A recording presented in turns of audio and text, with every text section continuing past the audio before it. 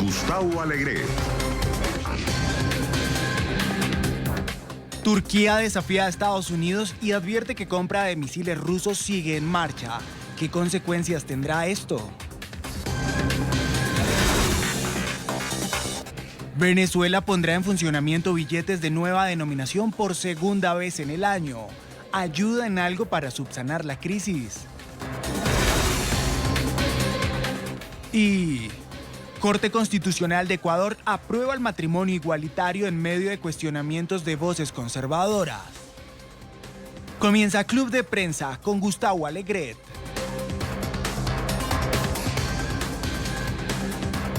Estas y otras cuestiones de la actualidad en este Club de Prensa que hoy comenzamos y que vamos a compartir con el profesor Eric Langer, profesor de Historia de la Universidad de Georgetown. Profesor, buenos días. Mucho gusto. Gracias por estar con nosotros. Con Antonio de la Cruz, es analista político, es director ejecutivo de la organización Inter-American Trends. Antonio, ¿cómo estás? Muy buenos días. Buenos días, Gustavo. Gracias por estar con nosotros. Y con Juan Carlos Hidalgo, que es analista del Cato Institute en la capital estadounidense. Juan Carlos. Buenos días. ¿Siguen ustedes el fútbol, pero no el fútbol masculino de la Copa América que empieza mañana? Digo, el de la Copa del Mundo, que se está disputando en Francia, femenino. No. No. Lo vi un poco al principio, tengo 2 días, 3 días sin verlo. No. Sí. Bueno, me sorprendió que Estados Unidos haya ganado 13-0 a Tailandia. Entonces usted sí lo vio, ¿no? Entonces, sí, yo vi cuando ganó España. O sea, un tercio, pongámosle 4 sobre 10. Okay. Que siguen. Si fuera masculino, ¿lo hubieran seguido con más atención? Por Sí. supuesto. La Copa América. ¿Por qué pasa eso? Porque es más atractivo. ¿El fútbol masculino es más atractivo que el femenino? Sí. Bueno, ya sabe usted que tengo la cuenta de Twitter ya en la que le están diciendo de todo. Sí. No, Pues sí. gustos son gustos. O sea, Pero ¿por qué es más atractivo? ¿Porque es más beligerante? ¿Porque es más rápido, más ágil. Tenés estrellas que desbordan el juego con una lucidez increíble. Y no tenés partidos que terminan 13-0. Bueno, Depende. España-Malta, lo recuerdo, el España-Malta en el que me parece que terminaron 13-0 o 13-1. Pero Malta no clasificó mundial. Sí. Eso es cierto. ¿No creen que la coincidencia de la Copa América que comienza este viernes tendría que haber evitado la coincidencia de fechas precisamente para darle espacio a ese fútbol femenino que con frecuencia juega con inferioridad de condiciones, menos salarios, a veces con el reto de la maternidad en un deporte profesional de élite como ese, y en el que precisamente por el mensaje que lanza a una sociedad en la que a veces los derechos de las mujeres no están todavía reconocidos? Lo que pasa es que el fútbol masculino está asociado a los juegos de las ligas Exacto. internacionales. Entonces, los espacios que hay están escogidos por eso. Si tú lo pospones, te va a chocar con el comienzo pretemporada, sí. Sí, te va a chocar con la pretemporada. La liga inglesa empieza el 10 de agosto, por ejemplo. Y la española 15 días más, y la Los francesa jugadores deben de también. tener 3 semanas de descanso y después tienen que empezar con un trabajo Eso de es carga, básicamente la limitación que hay, Gustavo. Yo a mí no me gusta que parar esto con una cuestión de derechos de igualdad de las mujeres Sí. y No, demás. O sea, no, es como dando a entender que los que no nos gusta el fútbol femenino, entonces creemos en la Somos opresión de la misóginos. mujer, ¿verdad? Y somos misóginos y eso no puede ser lo más yo prefiero ver 1000 veces voleibol femenino A mí que me ver encanta voleibol también. masculino. Y A eso mí no me me hace entonces un feminista. Pues son muy tampoco. buenas en el voleibol Sí. femenino, sí. Hay mujeres que están compitiendo ahora en esa Copa del Fútbol que viven en países donde sus derechos no están reconocidos. El hecho de que compitan con equipos de sociedades donde sus derechos sí están reconocidos está lanzando un fuerte mensaje a esas sociedades en las que esos derechos no están reconocidos. Que la Copa América no hubiese coincidido le da un espacio televisivo que ahora va a tener en menor medida, porque hay una competencia y, como ustedes dicen y reflejan, las sociedades latinoamericanas van a preferir el fútbol masculino que el femenino. A veces es una cuestión de gustos, el hecho que prima, la oferta o la demanda, o qué crea qué. Es decir, en la medida en que tiene espacio, la sociedad va a reclamar verlos más y eso va a permitir que las mujeres puedan competir en igualdad de condiciones. ¿No es eso un ejemplo de ofrecerles ese espacio para que lo ganen en las sociedades latinoamericanas, por ejemplo, evitando que la Copa América coincida con la Copa del Mundo? ¿No creen que sería un buen espacio para esos derechos y esas igualdades? Pero es que lo presenta como que fue escogido expresamente para opacar la Copa Mundial. Bueno, pero la Conmebol forma parte de la FIFA. Lo que pasa es que son los clubes privados, vienen las ligas en agosto y no puedes, no te queda espacio. Si fuese masculina la Copa del Mundo, ¿coincidiría con la Copa América? No, porque están programados. Está para no programado, coincidir. sí. Claro, No, ahí está mi punto. viene Se para el pusieron de próximo acuerdo y evitar la programación. No sé si me explico bien. Entienden perfectamente. Si Y fuese la creo- masculina, no habría coincidencia. Sí. Y la masculina gana mucho más dinero. Porque no, también ese es, no creo, parte puede, del no puede, problema. por los clubs, no puede. Aquí hay un juego, aquí hay un negocio, Gustavo. Sí, yo creo que no entiendo el punto. Mejor cambiemos de tema, yo creo. No, sé ya si veo que estás no estamos en el mismo enfrascando lado, aquí. Sí. Bueno. Cambia la estrategia, por favor.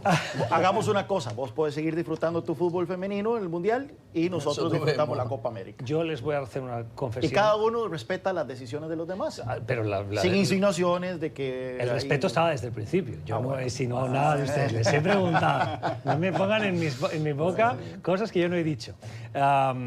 Les voy a hacer una revelación antes de cambiar el asunto. Yo tampoco no soy un gran amante del fútbol. A mí me gusta el Fútbol Club Barcelona porque tiene una connotación también sentimental con mi tierra. Pero más allá de eso, tampoco soy un gran un amante del deporte como para verlo y dedicarle tiempo. O sea que ahí sí que yo... Yo probablemente- prefiero jugar y me gusta ver la Copa Mundial.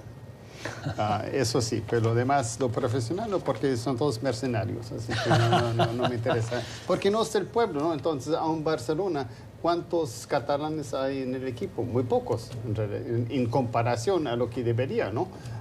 Debería ser todos de Cataluña y no es así.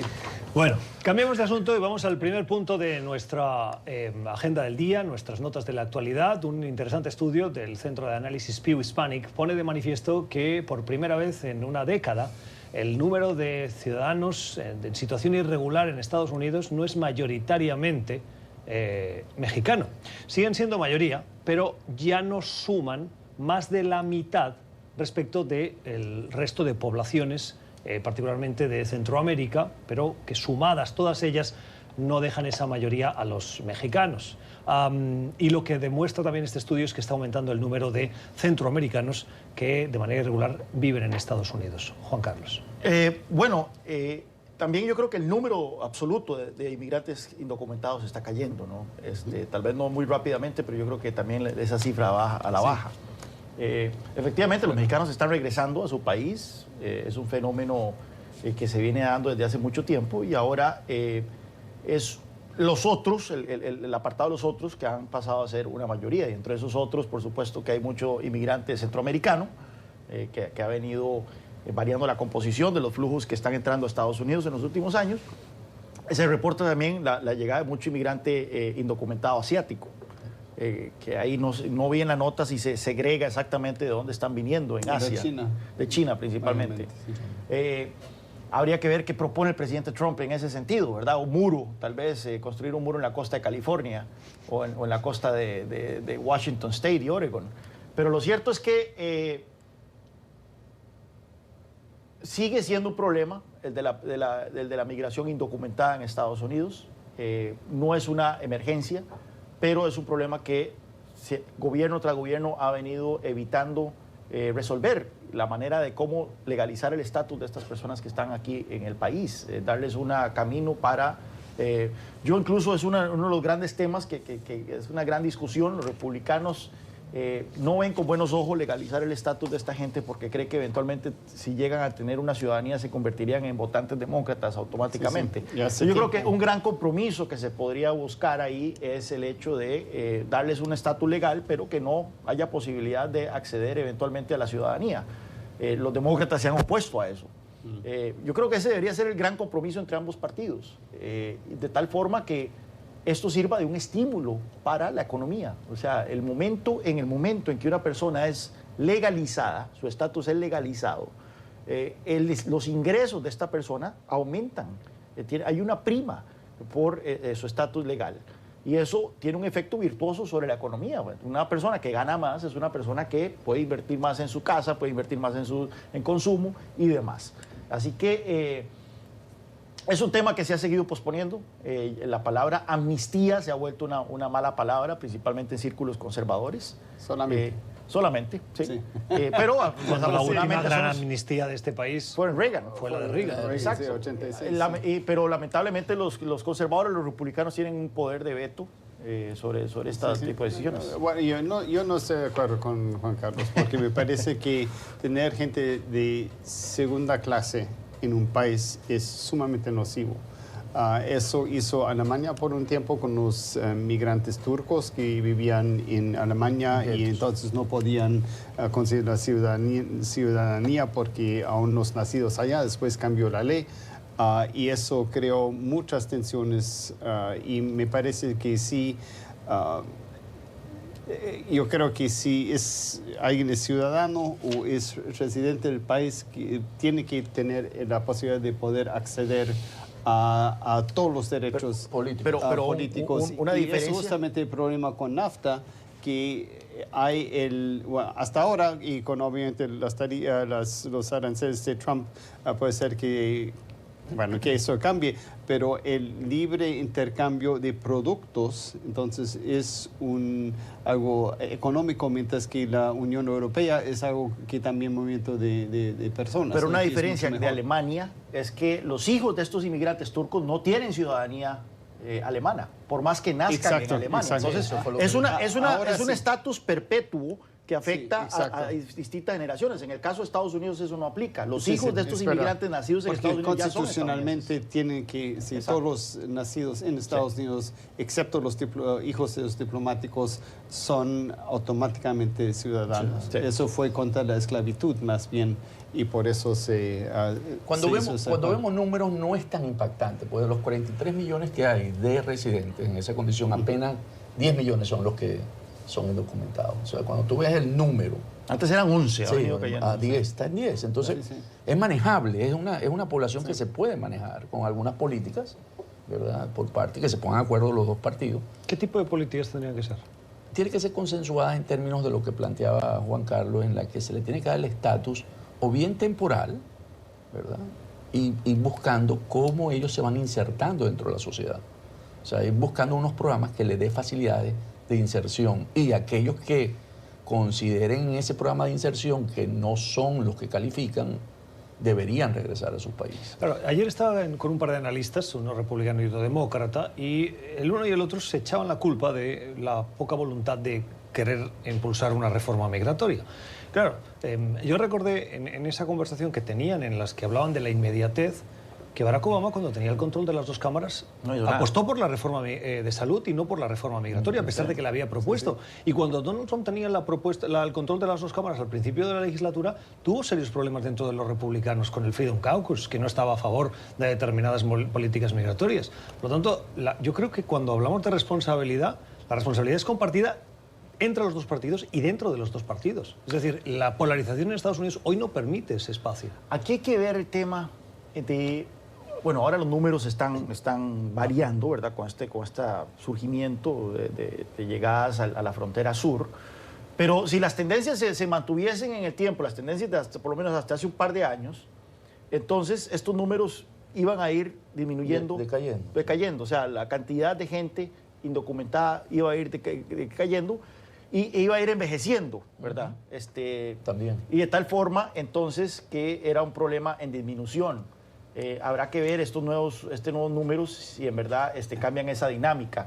Lo cierto es que la ventaja es esa, que los hijos de estas personas sí tienen la ciudadanía inmediatamente y por lo tanto no permanecen en ese limbo, ese apartheid legal en el que se encuentran las personas indocumentadas aquí en Estados Unidos. Sí, me parece muy interesante, pero lo que dices, Juan Carlos, creo que hay que enfatizar la palabra dinámica. Hay que decir, yo soy historiador, yo sé analizar lo histórico, lo que ha pasado, y vos te estás basando en lo que ha pasado, está pasando ahora. No sabemos qué va a pasar en el futuro. Puede ser que entonces hay una ola de inmigrantes, por ejemplo, chinos, o quién sabe. Entonces, lo más importante creo que es, como creo que todos estamos de acuerdo, habría que crear algún consenso de cómo integrar la gente y cuánto y cómo y tener un consenso. O sea, y ese consenso no tenemos ahora. Pero a mí me parece interesante el análisis histórico. Sí. Uno de los grandes miedos que tienen gran parte de los votantes de Donald Trump es que la llegada de inmigrantes traigan elementos culturales que alteren el consenso o el statu quo cultural, por decirlo de una manera políticamente correcta, actual. Desde el punto de vista histórico, ¿qué ejemplos hay que pueden ser comparables a lo que está pasando en Estados Unidos como país de recepción de migrantes? Que esas llegadas o oleadas migratorias hayan transformado sociedades completamente. ¿Tenemos una hora para hablar? Bueno, no voy a... De hecho, sí tenemos una hora. No. Es que primero ejemplos, el peligro de los alemanes, después... Pero Alemania no transformó su sociedad hasta el punto de dejar de ser lo que eran. No, pero casi La se tradición alemana aceptó sí el es. alemán como el idioma oficial en vez de inglés en los años 1770. ¿Dónde? Aquí en Estados Unidos Unidos. está poniendo ejemplo. Estados Unidos es un ejemplo de eso. Estaban pensando porque habían tantos alemanes aquí. Entonces, el peligro ya supuestamente está. Después los irlandeses que eran sucios, unos borrachos, todo eso. Después los italianos que ni sabían hablar... es un país de migrantes. Ni sabían hablar inglés, que eran los más sucios. Después los chinos... Que llegaron había el también. Chinese Exclusion Act Sí. en los años 1890, después en 1924 también hubo otra ley. Entonces, siempre estamos en esa tensión porque justamente somos un país de inmigrantes y los que ya están algunos dicen, bueno, ya basta, porque somos los únicos, y Trump es de lo mismo. Pero en porque- ninguno de estos casos se ha transformado la esencia una de cosa que Estados ha sido- Unidos. Se ha ampliamente- transformado. Siempre, Claro, siempre se va a transformar. Eso un es lo melting bueno. pot. Esa es la enorme ventaja de Estados Unidos. Esa Porque es una no ventaja. es algo que, Es un por melting ejemplo, pot. los alemanes pensamos en, bueno, el Reich y todo eso, bueno, antes de Hitler y todo eso, que entonces es ese pasado que siempre hay. No, sino los de Estados Unidos siempre han pensado más en el futuro que en el pasado. Algo y eso que, es muy importante. que ha sido ampliamente documentado es que la percepción de la gente exagera la cantidad de extranjeros que hay en el país o la cantidad de inmigrantes que hay en el país o la gente que ha nacido en el extranjero. Sí, yo no me acuerdo, creo que si bien recuerdo, cuando se le pregunta a los estadounidenses cuánta gente cree usted que vive en Estados Unidos que ha nacido en el extranjero, dicen que un 30%, cuando el número verdadero yo creo que anda como el 11, 12%. Y eso Entonces, es mucho, nunca ha habido más que eso. exacto, y eso es mucho. Más bien estamos en un punto históricamente alto. Un siglo atrás estaba más o menos similar. Pero eso es un factor con el que hay que lidiar cuando se habla de política migratoria, que las percepciones siempre tienden a exagerar o exacerbar estas ideas de que hay más extranjeros o más indocumentados o más inmigrantes de la cuenta. Y lamentablemente cuando se trata de política migratoria, yo creo que hay pocas áreas que son más susceptibles a las impresiones, a las percepciones, que a la realidad dura, ¿verdad? Y los flujos migratorios no solamente son Estados Unidos, si lo vemos en una perspectiva global, es en todo el mundo, lo estamos viendo hoy en Europa. O sea, cómo Europa es afectada por los flujos migratorios y cómo ellos buscan. Bueno, basta evitar ver ahora eso. los mundiales. Estamos hablando del mundial y ahora cada vez que nosotros vemos el mundial vemos apellidos turcos en equipos alemanes, Sí. vemos Me encanta apellidos eso. Me africanos Sí. en equipos franceses. En franceses, sí. Vemos Entonces- jugadores negros en Italia. Entonces tú te das cuenta que es un proceso que hay que manejarlo y es un proceso de la globalización y hay que manejarlo. No creo que hay que tener miedo a resolver el problema de las migraciones.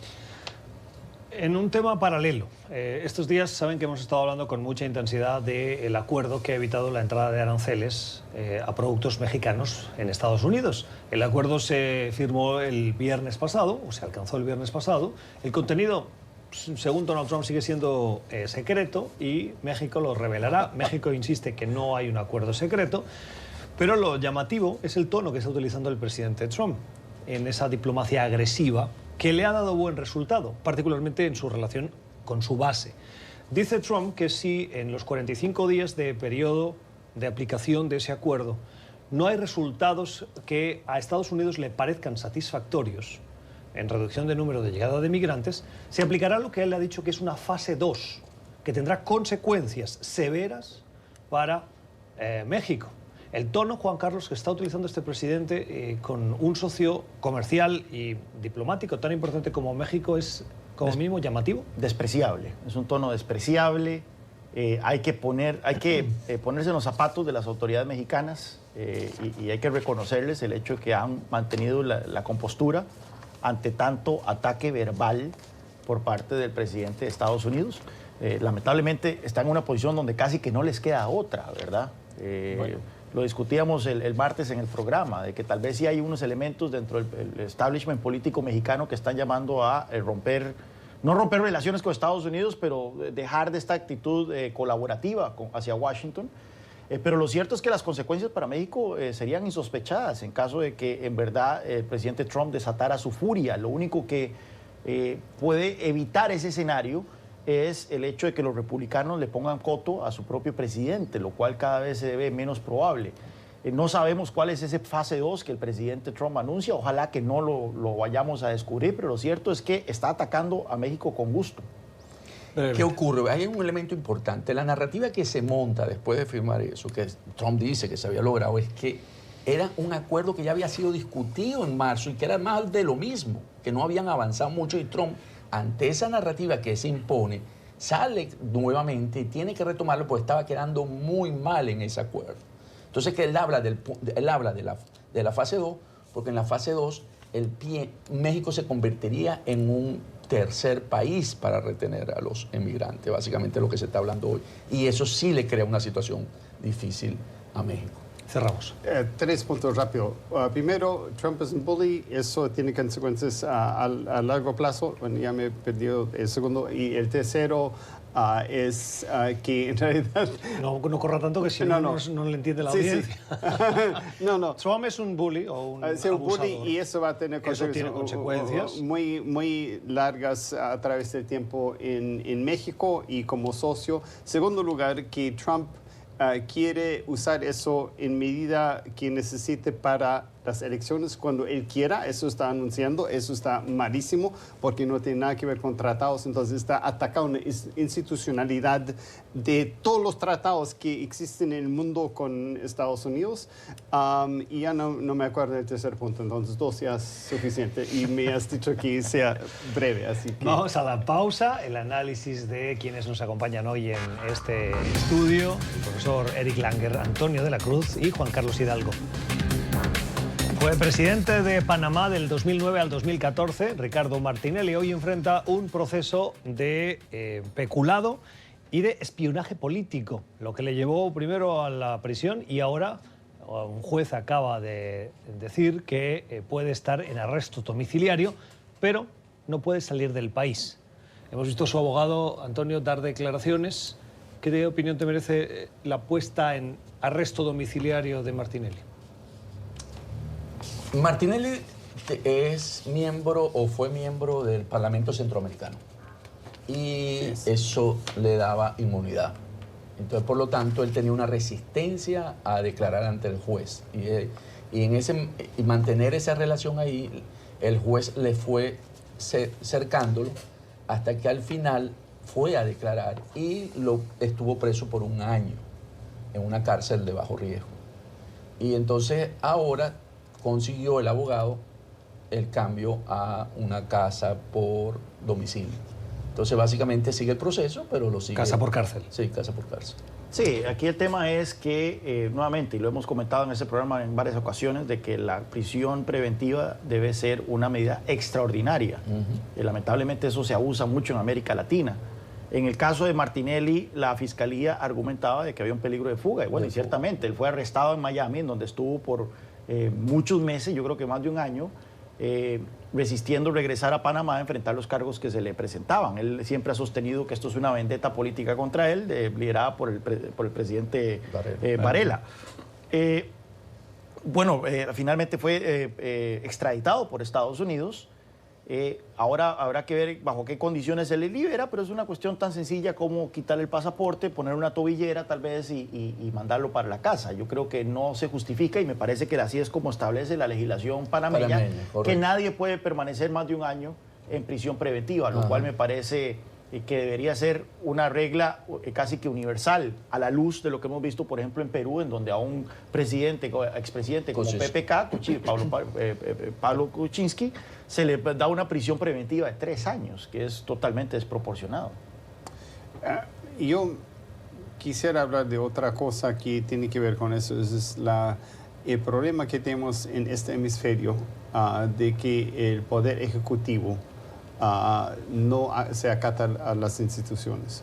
Que los presidentes en el Perú, como en Argentina, en Panamá, en Venezuela, en muchos lugares.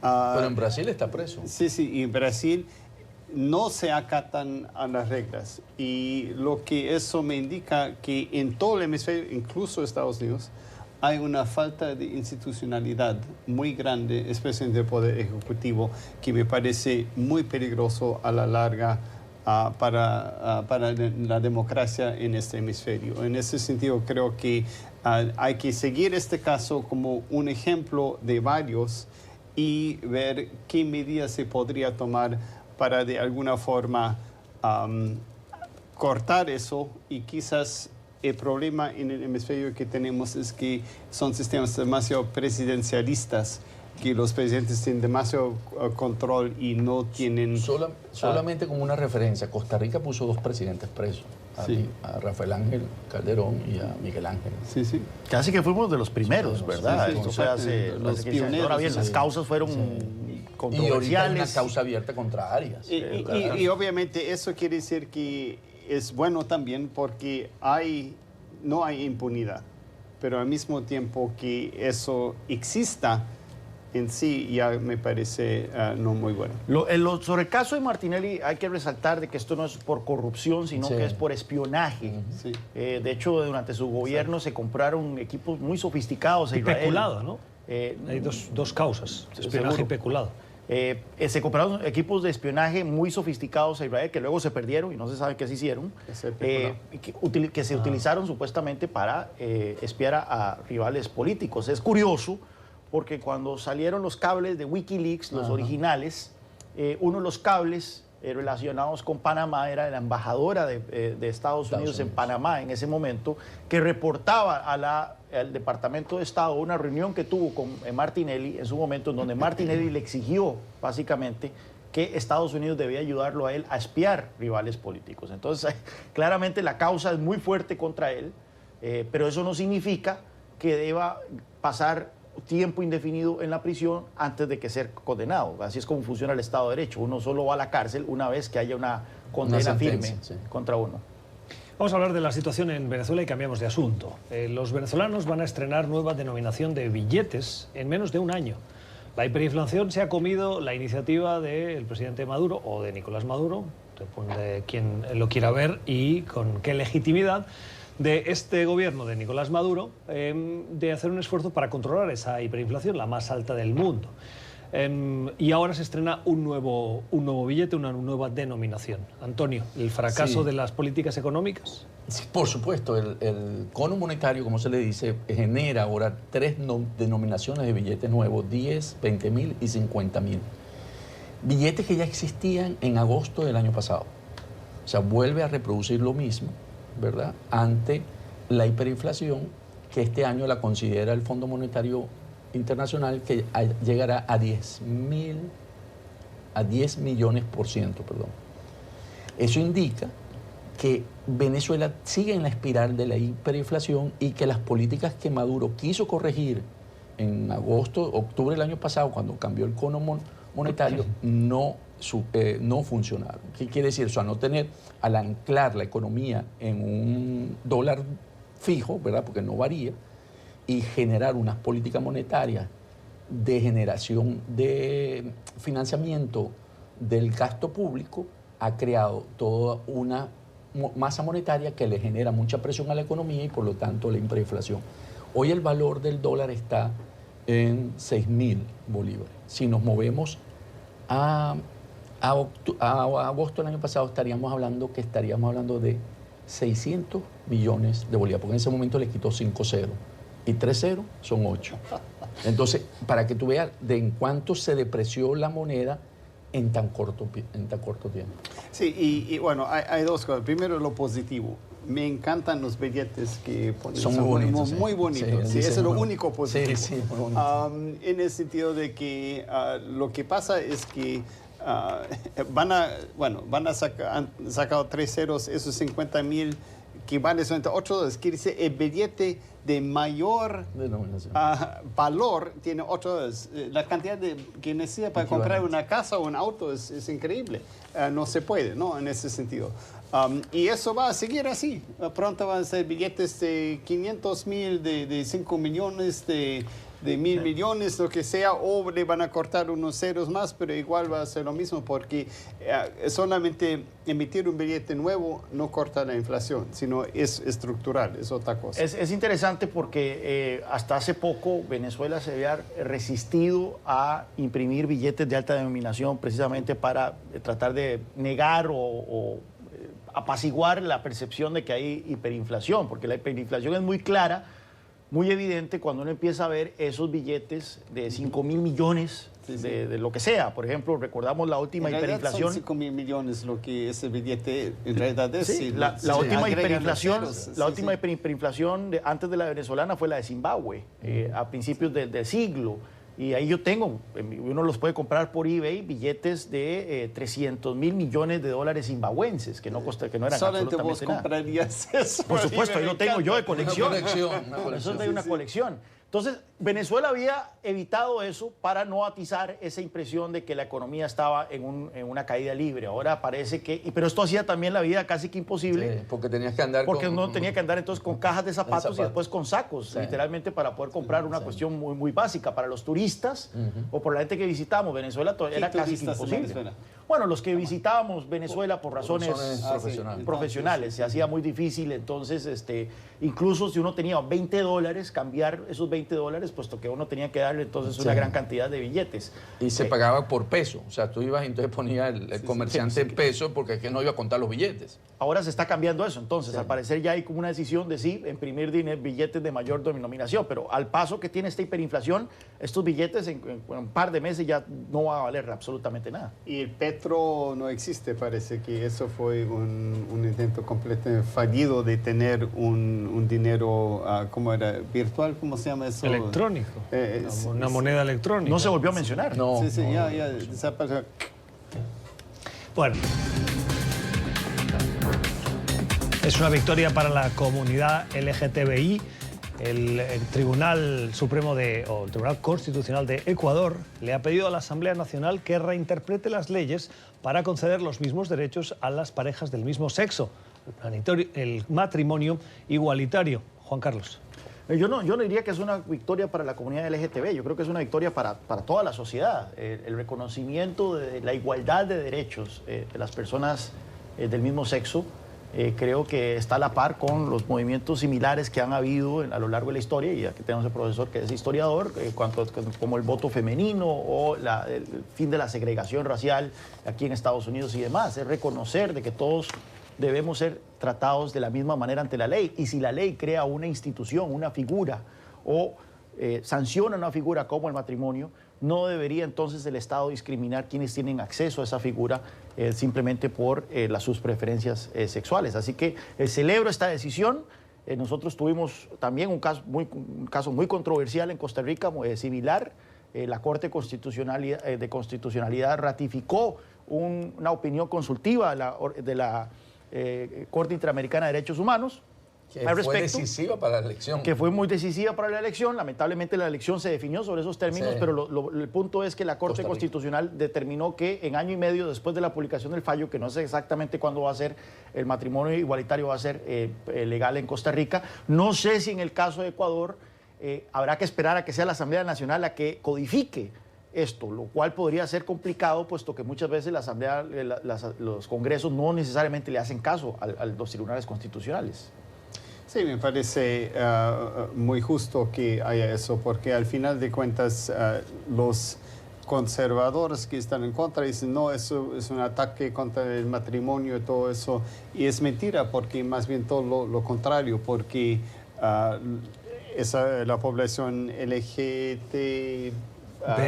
BI, sí, disculpen. Y creo que hay una última letra que le añade. También quiere más bien ser tan conservadora como los que sí tienen matrimonio. Entonces ellos también quieren acatarse a las reglas de la sociedad. ¿Por qué no? Caramba. Eso no, es cierto. no Recuerdo hace daño a el nadie. discurso de David Cameron, porque en el Reino Unido fue el Partido Conservador el que legalizó el matrimonio igualitario. Y el discurso de David Cameron dice, precisamente porque soy conservador y creo en la institución del matrimonio, quiero extendérselo a todos en la sociedad. Exacto, me parece muy bien.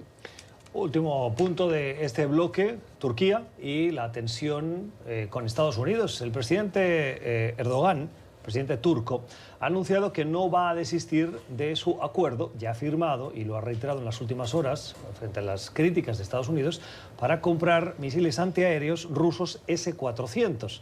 Dice Estados Unidos que Turquía tiene que desistir de ese acuerdo, si no, Estados Unidos va a suspender su programa de desarrollo de los F-35 que tiene con Turquía. Además, Antonio, Turquía forma parte de la OTAN, de la cual Estados Unidos también forma parte.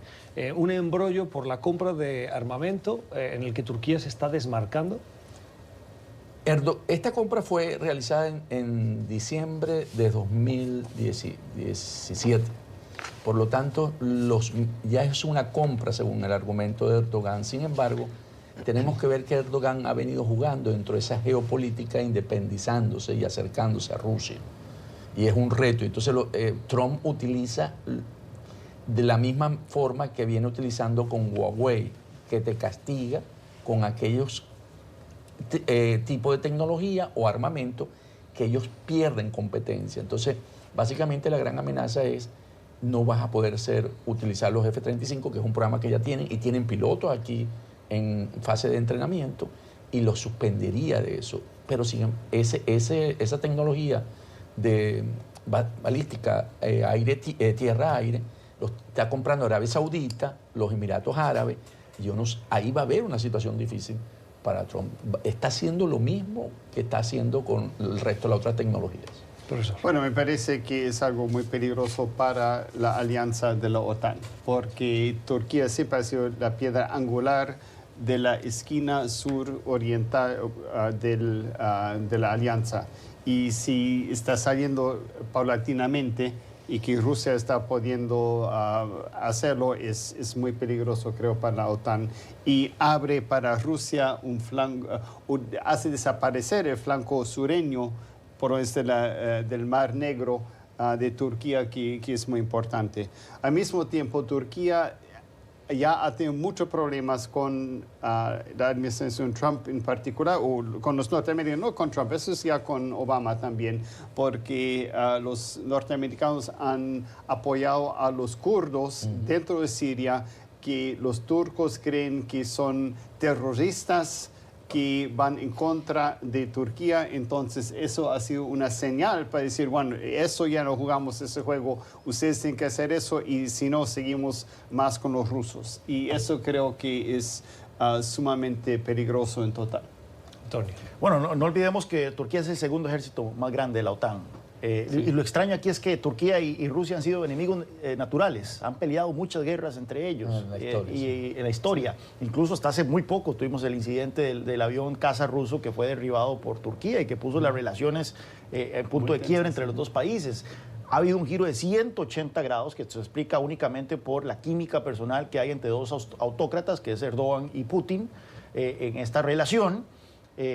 Y ciertamente, o sea, esto tiene consecuencias muy serias, puesto que si efectivamente Turquía adquiere estos equipos, necesitará de mucho personal ruso integrado en las Fuerzas Armadas turcas, asesorando para el uso de estos equipos, y estos rusos tendrán acceso a tecnologías de la OTAN que no tienen acceso actualmente, y eso es lo que le preocupa no solo a Estados Unidos, sino que le debería preocupar a toda la alianza. Antonio. No, básicamente, reforzando el punto, los kurdos son un elemento importante aquí, ¿verdad? El Kurdistán, porque Turquía pensaba, con el conflicto con Siria, terminar de barrerlos, y Estados Unidos no permitió eso cuando Pues son sus principales aliados en la zona. En la parte norte. Entonces, ahí hay una piedra de tranca en la que Erdogan, yo creo que le está jugando. Sí, muy corto. Y eso también tiene que ver con el asunto de que Turquía siempre ha querido pertenecer a la Comunidad Europea y la Comunidad Europea no se lo ha permitido, lo que quiere decir que Turquía ya desde entonces está buscando fuera de la OTAN otras posibilidades. Vamos a la última pausa. Al volver, unas sorprendentes y polémicas declaraciones del presidente Trump a un canal de televisión estadounidense. En entrevista exclusiva con ABC, Trump ha reconocido que si en las elecciones del 2020 un gobierno extranjero, o la inteligencia de ese gobierno, le ofreciese información negativa sobre sus rivales políticos. Polémicas declaraciones del presidente Trump en las últimas horas. Las ha adelantado la cadena ABC, que va a emitir la entrevista en las próximas horas. Una entrevista en la que, disculpen, el presidente le ha dicho al periodista, preguntado por si aceptaría información de rivales de agencias de inteligencia extranjeras, que sí, que claro que lo haría. Incluso le ha dicho al presentador, oiga, hasta usted lo aceptaría. Pero desde fuera, eso es visto como injerencia extranjera. Juan Carlos. Cuando Donald Trump fue electo, creo que había un gran consenso de que este iba a ser el presidente que más iba a poner bajo presión la institucionalidad estadounidense, probablemente desde Richard Nixon. Sí.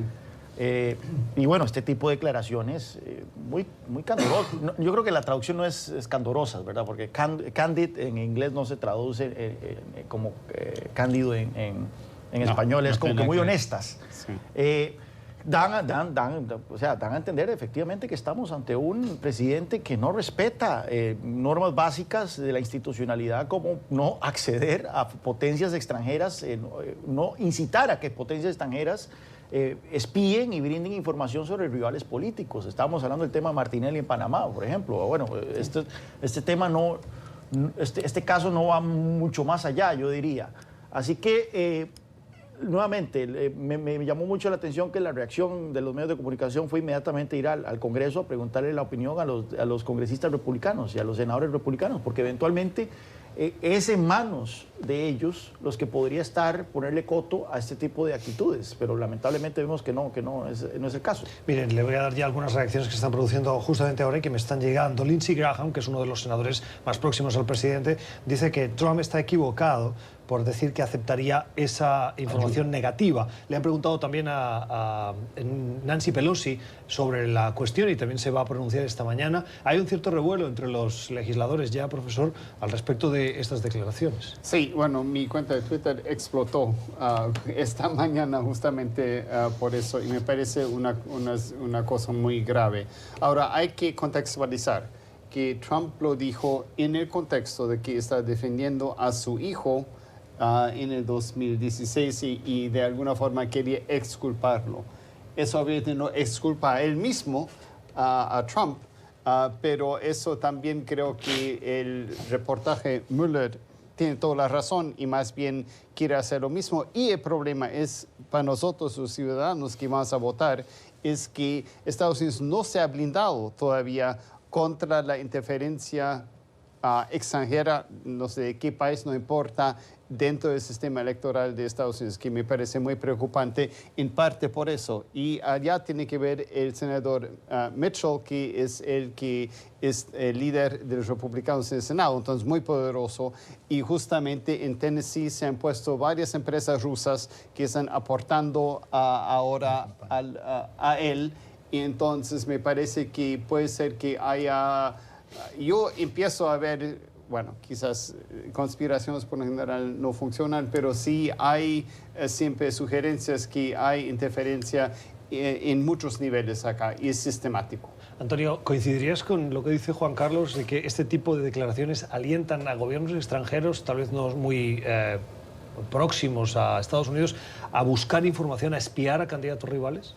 Sí, yo coincido con Juan Carlos en ese sentido, porque lo que hace Trump básicamente es que ante lo que ocurrió en el 2016, que se acercaron y él pidió públicamente, que hizo un llamamiento a Rusia, que si tenía los emails de Hillary Clinton, que los publicara, y hoy vuelve a incidir en ese planteamiento, que si se consigue información privilegiada sobre sus rivales, que se las hagan llegar, y en ese sentido el periodista, el reportero le dice que por qué no va al FBI a hacer, si le llegara ese tipo de información. Él dice que no, porque está defendiendo ahí precisamente a su hijo, que fue el que hizo el contacto con los rusos, supuestamente, en la elección del 2016. ¿Creen que la próxima campaña va a ser sucia?